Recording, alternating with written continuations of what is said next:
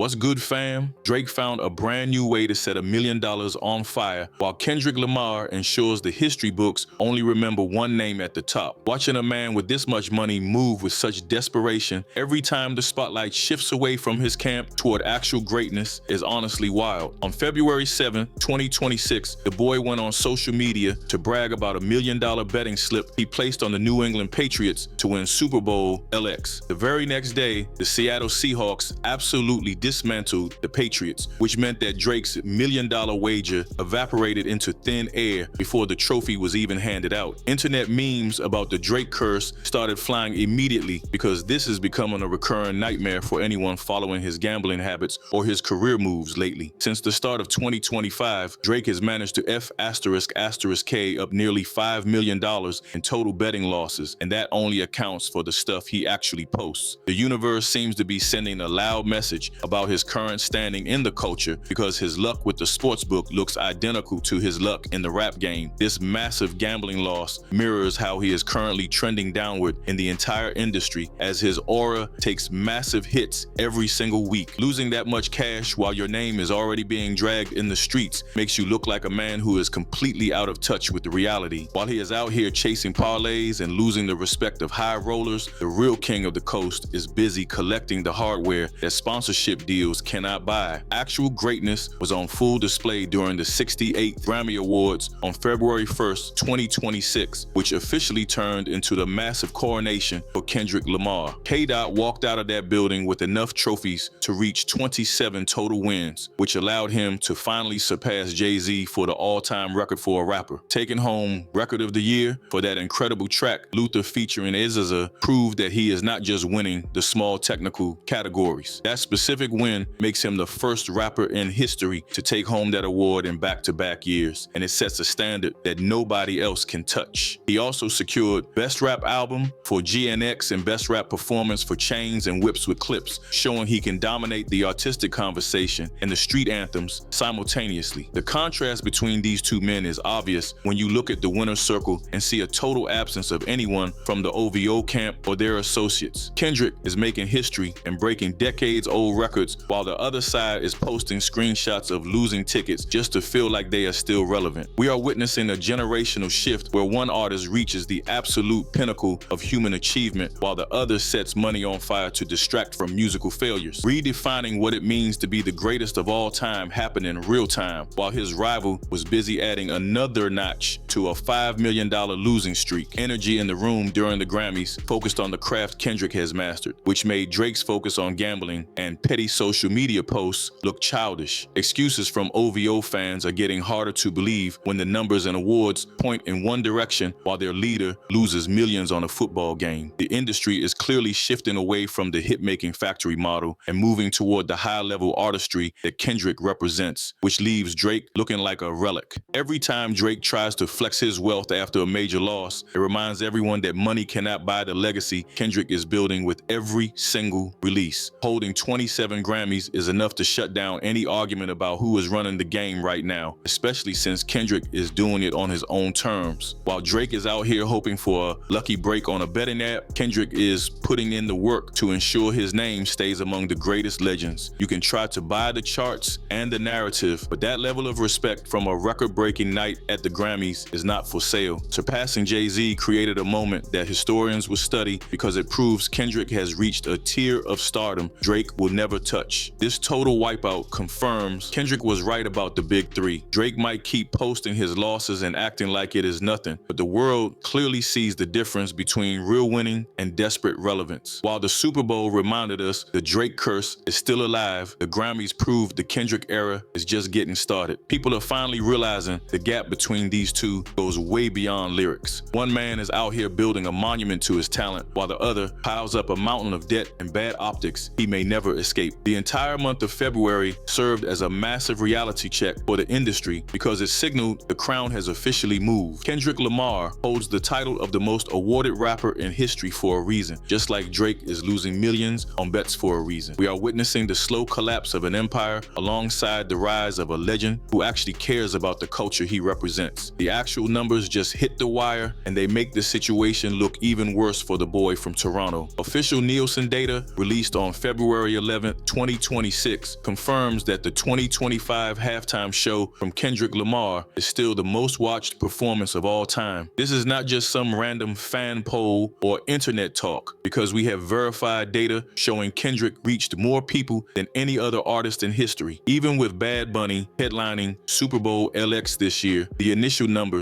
from February 8th showed the global superstar could not touch the bar Kendrick set a year ago. It has to be embarrassing for Drake to see his rivals' reruns pulling more weight than the live shows of his own peers on the biggest stage on earth. Trevor Noah was even cracking jokes during the Grammys about how dangerous it is to be on Kendrick's bad side. Kendrick is clearly playing chess while everyone else is out here playing checkers. These statistics are the final nail in the coffin for anyone still trying to argue about who owns the culture right now. You simply cannot fake that level of mass engagement, and Kendrick has officially won the war for relevance without using any cheap tricks. While Dot is enjoying his victory lap, Drake is moving in the shadows in a way that just screams desperation to the entire industry. Reports are coming in that Drake actually turned down a major guest spot at Super Bowl LX with Bad Bunny just to avoid the noise. He knew the inevitable comparisons to what Kendrick did last year would be too much for him to handle. It looks like he was so rattled by that previous show that he skipped the biggest promotion of the year because he could not compete with the Ghost. Instead of taking the stage, Drake is trying to coordinate a messy rollout for his 9th studio album, which insiders say is called Iceman. Release dates for the project are currently set for Friday, February 13, 2026, but the rollout is already stained by his usual sabotage tactics. On February 6th, a track called Sizzin' Me Up leaked online, and everyone in the industry knew exactly where that came from. Most people see it as a direct attempt to stomp on the release of the highly anticipated J. Cole project called The Fall Off. That is just nasty work even for someone as petty as the Sixth God. This move created a massive rift between him and Cole because nobody wants a friend who tries to step on your moment. DJ Academics ended up exposing the whole thing by confirming the leak was intentional, which makes Drake look calculated and untrustworthy to all his peers. It is the same old story where he cannot stand to see anyone else winning, so he plays these behind-the-scenes games that always blow up. Now he is heading into his own album release with the reputation of a backstabber who burns bridges with his last allies for a viral moment. Vibes around Iceman are not even about the music anymore because everyone is just waiting to see who he tries to sneak diss next. While Kendrick is being celebrated by the world and setting records that might never be broken, Drake is stuck in a cycle of toxic behavior. It is a sad way to see a career transition from an undisputed hitmaker to a guy who leaks his own songs to mess with J. Cole. That cultural gap between these two is a canyon at this point, since one man is focused on legacy while the other is stuck on petty revenge. Everyone knows he realizes the music cannot stand on its own anymore, so he has to create all this extra drama just to get people to click. Fans are getting way smarter, and they can see the difference between a real movement and a manufactured rollout built on negativity. Lamar is the king of the Super Bowl and the king of the numbers, and no amount of leaking songs is going to change that reality. We are watching the final stages of a rollout that feels more like a cry for help than a return to form. If Iceman actually drops on February 13th, it has to be a masterpiece to overcome all this bad energy from the last 2 weeks. But given how things have been going for him lately, it is more likely going to be another project filled with the same complaints and shots at people who move past him. Kendrick is living proof. Real talent and a clear vision for the culture mean you never have to resort to these petty games in the first place. Between those massive Nielsen numbers and the actual Grammy wins, the receipts are clear, especially while Drake stays ducking live stages because his confidence is in the gutter. Attempting to sabotage your own friends because you are too shook to face your real enemies is the ultimate losing strategy. The industry sees him as a total liability now, and labels are realizing he might turn on them just to chase a few more streams. We are seeing a massive gap in character that is even wider than the gap in their trophy cases. Kendrick stays elevating the people around him while Drake is busy trying to drag every single person down into the dirt. This looks like a frantic move from a guy who knows his reign is ending and will do anything to stall the inevitable. Those statistics from February 11th make it obvious that the fans have already shifted toward music that actually means something. You can throw out $1 million